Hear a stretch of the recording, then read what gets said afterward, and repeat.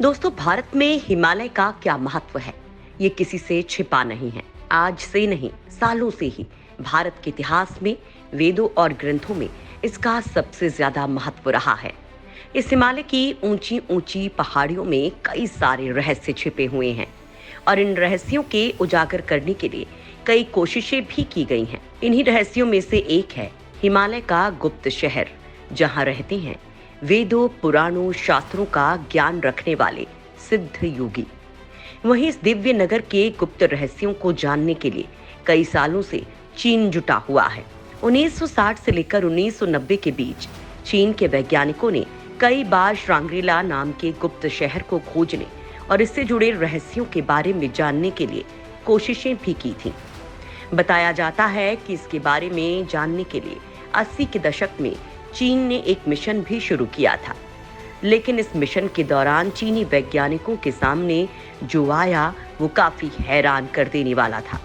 हम आपको इस वीडियो में उन रहस्यों के बारे में बताएंगे जो चीन की खोज के दौरान सामने आए हैं। इन रहस्यों के बारे में जानने के बाद आप भी चौंक जाएंगे, क्योंकि इनमें तो कुछ रहस्य इतने विचित्र हैं और अकल्पनीय हैं जिसे देखकर चीन के वैज्ञानिक भी हैरान रह गए थे। अगर आपको इन रहस्यों के बारे में पूरा जानना है तो आप इस वीडियो को अंत तक देखिए।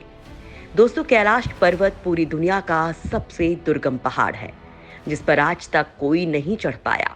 बताया जाता है कि कैलाश पर्वत के नीचे सिद्ध पुरुषों की नगरी शंभाला स्थित है और इसी नगरी को चीन श्रांगिला नाम से पुकारता है। इसे शंभाला सिद्धाश्रम, ज्ञानगंज के नाम से भी जाना जाता है। श्रांगिला एक तिब्बती शब्द है जो शैंग माउंटेन पास से मिलता जुलता है, इसलिए ऐसा लगता है कि ये जगह कुनलुन शैंग माउंटेन की घाटियों में कहीं स्थित है। भारत की सीमा की तरफ से लंपियाधुरा पास श्रांगिला घाटी तक पहुंचने का मार्ग है। ये कैलाश मानसरोवर जाने का प्राचीनतम लेकिन बेहद दुर्गम मार्ग है। 1962 भारत चीन युद्ध के बाद लंपियाधुरा का रास्ता लगभग बंद हो गया है।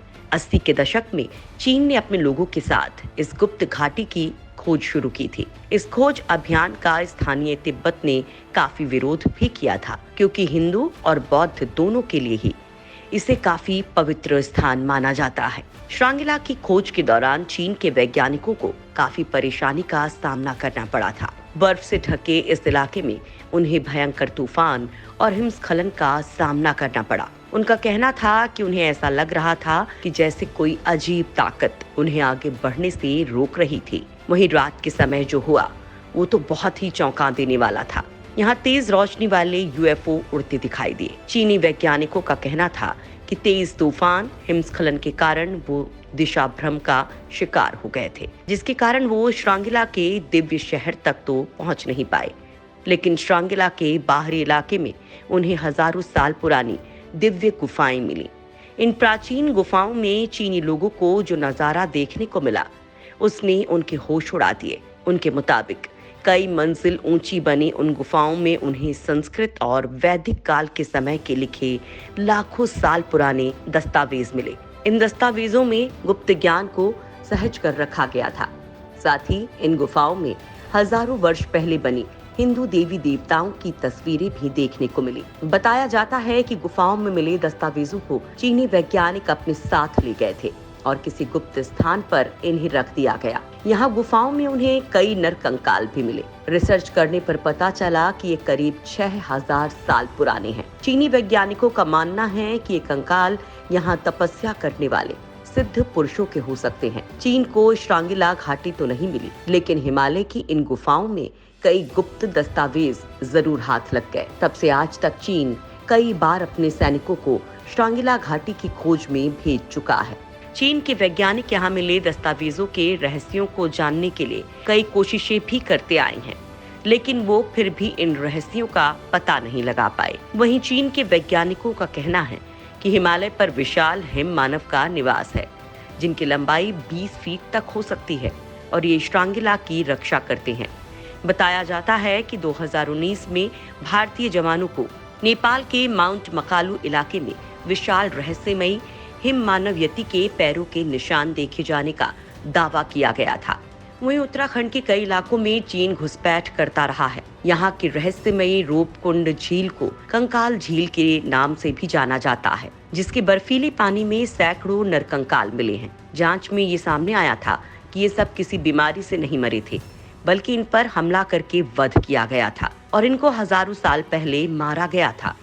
लेकिन ये सब एक साथ नहीं मरे थे, ये सब अलग अलग समय पर मारे गए थे। इन सब में एक चौंकाने वाली बात थी कि ये नरकंकाल भारतीय नहीं थे, बल्कि अलग अलग देशों से आए लोगों के थे। चीन के वैज्ञानिकों के मुताबिक ये सभी श्रांगिला की खोज में आए थे और इनका वध हिम मानव ने कर दिया, जो शंभाला में अपवित्र आत्माओं को अंदर जाने से रोकते हैं। इसके साथ ही चीनी वैज्ञानिकों का मानना था कि इन हिम मानवों में दैवीय शक्ति भी है, ये कहीं भी प्रकट हो सकते हैं। लेकिन फिलहाल इस रहस्य के बारे में पता नहीं चल पाया है।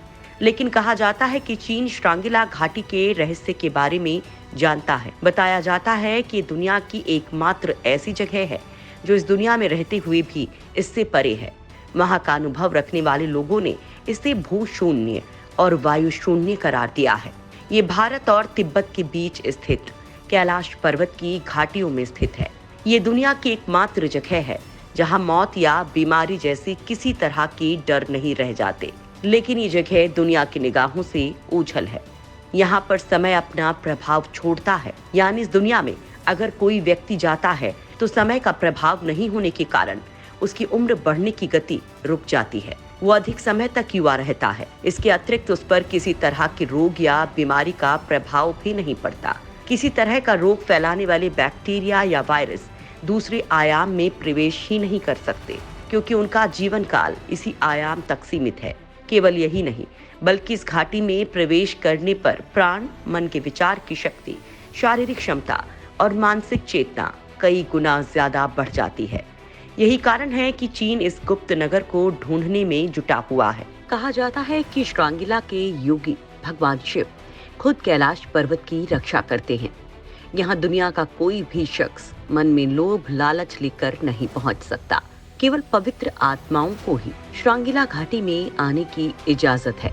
लेकिन ये बात जानने के बाद भी चीन लगातार इसकी खोज में जुटा हुआ है। कई बार जान गंवाने के बाद भी वो पीछे नहीं हट रहा है। 1927 में एक मिशन के तहत रूस के मशहूर पेंटर निकोलस रोरिक ने शंभाला को ढूंढने की काफी कोशिश की थी। रोरिक ने अपनी किताब में इस जगह के बारे में बताते हुए लिखा है कि हमारी टीम ने आसमान में उड़न तश्तरी जैसी चीज को तेज गति से जाते देखा था। उनका मानना था कि उड़न तश्तरी शंभाला से ही निकली थी। उनका कहना था कि कैलाश के नीचे बसा शंभाला एक दिव्य शहर है, जहां दिव्य आत्माओं का वास है। वैज्ञानिकों का मानना है कि ये दिव्य घाटी पृथ्वी के तीनों आयामों से परे चौथे आयाम में स्थित है। आमतौर पर हमारी दुनिया लंबाई, चौड़ाई और ऊंचाई इन्हीं 3 आयामों की वजह से आसानी से दिखाई देती है, लेकिन इससे परे भी कई आयाम हैं। प्रसिद्ध वैज्ञानिक स्टीफन हॉकिंग ने आयामों की संख्या 11 तक बताई है। श्रांगिला घाटी इसमें से चौथे आयाम में स्थित है, लेकिन हम अपनी तीनों आयामों में कार्य व्यवहार करने के इतने आदी हो चुके हैं कि हमें चौथे आयाम की वस्तुएं दिखाई नहीं देती। केवल ध्यान की उच्चतर अवस्था तक पहुँचे सिद्ध योगी ही दूसरे आयाम की वस्तुओं या स्थानों को देख सकते हैं। इसलिए श्रांगिला हमारी निगाहों से परे है। श्रांगिला का महत्व हिंदू धर्म में काफी पवित्र और प्रमुख स्थान के तौर पर है। हिंदू धर्म के अनुसार कलयुग का अंत करने के लिए भगवान विष्णु कल के रूप में इसी श्रांगिला में जन्म लेंगे और अधर्म का नाश करके धर्म की स्थापना करेंगे। और इन्हीं दिव्य ताकतों को पाने के लिए चीन बेचैन है। परमहंस योगानंद की प्रसिद्ध किताब एन ऑटोबायोग्राफी ऑफ योगी में श्रांगिला यानी कि शंभाला को महाअवतार बाबा जी का स्थायी निवास स्थान बताया गया है। वो अपनी किताब में उस स्थान का बेहद जीवंत वर्णन करते हैं, जैसे उन्होंने खुद सिद्धाश्रम को अपनी आंखों से देखा हो। तंत्र मार्ग के प्रसिद्ध गुरु स्वर्गीय नारायण दत्त श्रीमाली के शब्दों में सिद्धाश्रम एक ऐसा संसार है जिसमें परम शक्तिशाली योगियों सहित सतयुग, त्रेता, द्वापर युग के कई महान विभूतियां और ऋषि, जिनमें राम, कृष्ण, विश्वामित्र, वशिष्ठ, कृपाचार्य आदि सिद्धाश्रम में हजारों वर्षों से शरीर में जीवित समाधि मुद्रा में लीन है। श्रांगिला को स्वर्ग का द्वार भी कहते हैं। महाभारत में श्रांगिला के बारे में बताया गया है कि जब पांडवों का धरती पर जीवन काल समाप्त हो जाता है तो वो स्वर्ग लोक की तरफ सशरीर हिमालय की तरफ प्रस्थान करते हैं। द्रौपदी के साथ सभी बर्फ में मृत्यु को प्राप्त हो जाते हैं। केवल युधिष्ठिर ही अपने धर्म रूपी कुत्ते के साथ स्वर्ग पहुंच पाते हैं। हिमालय स्थित ये स्वर्ग कुछ और नहीं बल्कि सिद्धाश्रम या ज्ञानगंज अर्थात शंभाला यानी श्रांगिला ही था, जहां सिर्फ युधिष्ठिर जैसे ज्ञानवान ही प्रवेश कर सकते थे। आखिर कहाँ ये दिव्य शहर है, इसका ठीक ठाक से जवाब किसी को नहीं मिल पाया है।